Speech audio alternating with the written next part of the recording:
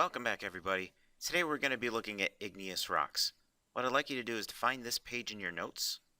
We're going to be taking notes in here as we watch the video. This is a chart from your reference tables that contains a lot of information on different types of igneous rocks. The reason all these rocks are on here in the first place is that they all formed in the same way. Like we saw in the last video, igneous rocks form when you take a rock, any kind of rock, and you heat it up so much that it melts. The rock is then considered to be molten. When that molten rock cools off and becomes solid again, you get an igneous rock. What we're going to see today is that there are a lot of different types of igneous rocks. The kind of igneous rock you get when something melts and becomes solid again all depends on how quickly it cools off and the minerals that are present. Here's a video clip that'll show you how different types of igneous rocks form. The Earth's crust is made up of different types of rocks. The rocks which make up the maximum volume of the Earth's crust are called igneous rocks. The word igneous has been derived from the Latin word ignis, which means fire.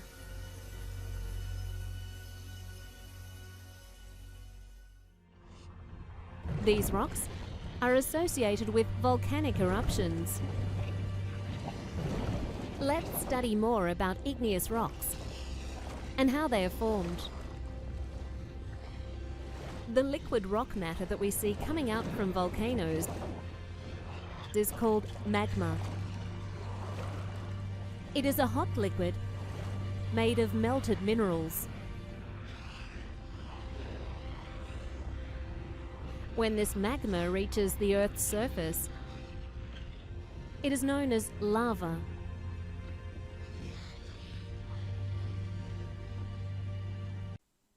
Okay, I want you to write this down in your notes.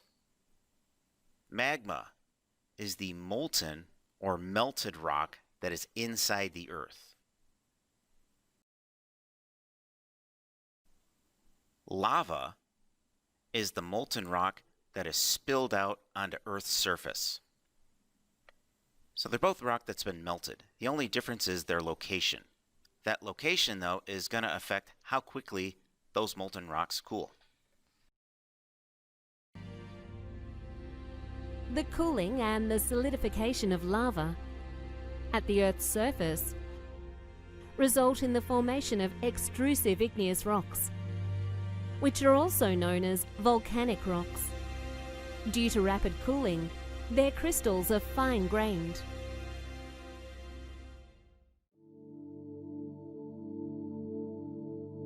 However, some of the magma can't come out and settles inside the surface.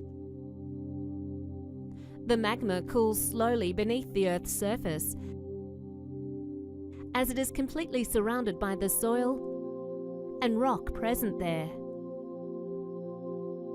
The cooling and the solidification of magma at a depth within the Earth's crust result in the formation of rocks having large crystals, known as intrusive igneous rocks. Okay, let's go back to your notes. Intrusive igneous rock is igneous rock that is formed inside the Earth from magma. And since it's forming inside the Earth where it's still pretty warm, it cools off very slowly. Extrusive igneous rock is igneous rock that is formed on Earth's surface from lava. So now it's spilled out of a volcano, it's oozing out onto Earth's surface, and it's in a much colder environment, so it's going to cool off quickly. So the cooling rate of molten material affects the texture and the grain size of igneous rocks. These two rocks have the same minerals, but they cooled off at different rates. This one you can see has nice big crystals. That's a sign of slow cooling because the longer they take to cool, the more time those crystals have to form before they become solid. We call that a coarse texture. This rock cooled off a lot faster. Notice it has much smaller crystals. The crystals didn't have as much time to grow before the whole thing turned solid. So small crystals. We call that a fine texture. Let's go back to your notes. The grain size or the texture depends on how fast the molten rock cooled. Slow cooling gives us a coarse texture, which means it has large crystals, and this is a sign of intrusive rocks. Remember, these are the rocks that cool off inside the Earth, and because they're in a place that's still pretty hot, they cool off very slowly, and as a result, they have large crystals. So I want you to remember, large crystals is a coarse texture, and it's a sign of an intrusive igneous rock. Fast cooling, on the other hand, gives us a fine texture, which means it has small crystals, or a glassy texture, which means it has no crystals. These are both signs of extrusive rocks. Now remember, extrusive rocks form outside the Earth, so we have lava spilling out onto the Earth's surface. It's in a much colder environment, so it's going to cool off quicker. So crystals don't have as much time to form before everything becomes solid. So when we get small crystals, we get a fine texture. If it cools off really, really fast, we get a glassy texture in which no crystals had formed. Another characteristic that we sometimes see in extrusive rocks is called a vesicular texture. When a volcano is about to erupt, gases that are dissolved in the magma will bubble up through it. Kind of like when you shake a bottle of soda and those gases start to bubble up through the soda, and then when you open the top, it explodes. Kind of the same thing happens with a volcano, only most of these gases escape into the atmosphere. Occasionally, some of those gas bubbles get trapped in lava when it's becoming solid, and then you get a rock with a vesicular texture. Kind of looks like a sponge. Now before you go, I'd like to show you how to use this chart, which is out of your reference tables. This is the scheme for igneous rock identification, and it's on page 6 of your reference tables.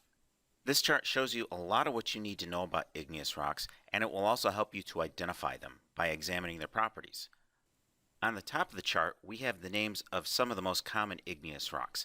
Now I want you to notice that those names are each listed in a separate row or a separate column.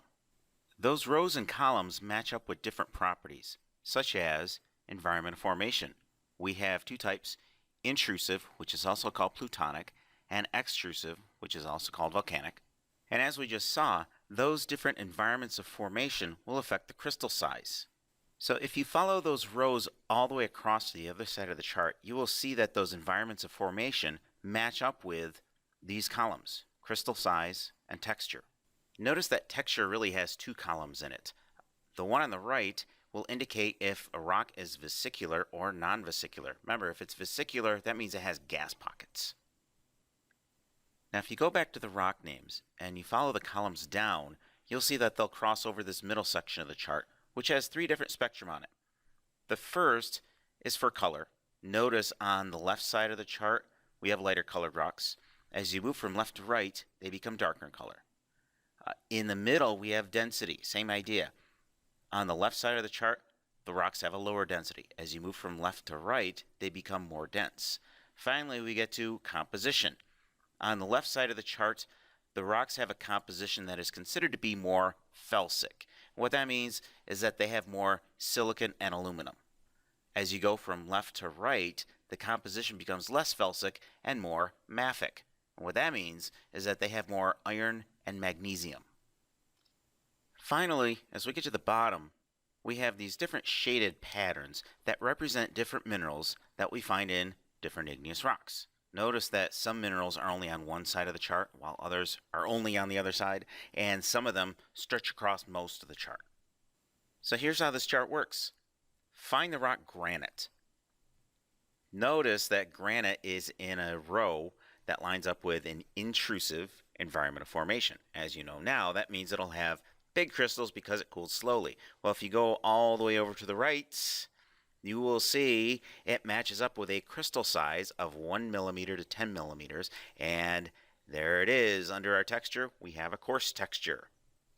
Now, if you follow the vertical column for granite all the way down, you will see it's on the left side of the chart, so it has a lighter color, a lower density, and it's considered to be felsic. If we need to know the minerals that are in granite, keep going. You can see it has a lot of potassium feldspar, quartz, plagioclase, some biotite, and some amphibole. And granite isn't the only rock that has all these minerals. All the other rocks that are listed in the same column have the same minerals. The only real difference between them is their grain size and texture. Here's another one. Find basalt. Notice that basalt is now in the extrusive or volcanic environment of formation. That means it cooled outside the Earth. So again, as you know, that means it cooled off quicker. So it's going to have smaller crystals. Now, if you go to the right, you will see that its crystal size is less than 1 millimeter, and therefore it has a fine texture. Follow the vertical column all the way down. If you go through the middle, you'll see that it has a darker color, a higher density, and it is now considered to be more mafic. Again, it's got more iron and magnesium. Now, to find the minerals, you keep going to the bottom, and you can see that it has a lot of plagioclase feldspar, an awful lot of pyroxene, some olivine, some amphibole, and a little bit of biotite. So those are the basics on how to use this chart. To get good at using it, you really just need to practice with it. So next time we will be doing a lab in which you will be identifying igneous rocks by using this chart. If you need any help with it, please let me know and I'll be happy to help you out.